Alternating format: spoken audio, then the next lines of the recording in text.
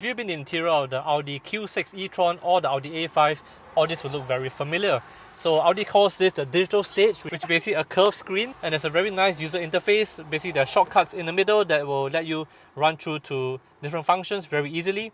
And also there's a permanent climate control panel at the bottom as well. So even though there are no physical climate controls, this is still very convenient.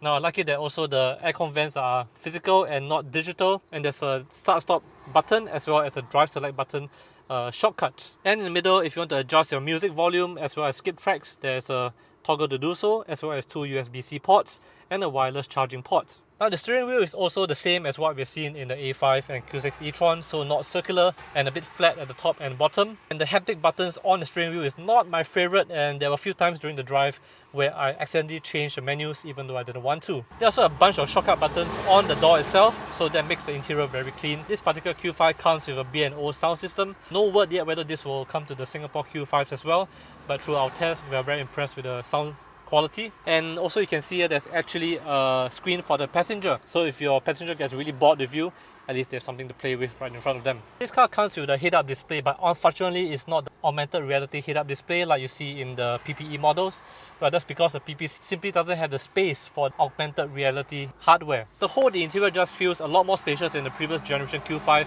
think that's thanks to the PPC platform. So the Q5 now feels like there's a lot more shoulder room, head room and leg room as well. Now let's check out the back seat. Rear space feels also very airy, perhaps thanks to the beige interior, and the aircon blowers in the center, as well as two USB-C ports, as well as ability to change your temperature, as well as seat warmers, but well, that's not very relevant for Singapore, is it? Now the leg room is pretty good and you can tuck your feet under the front seats.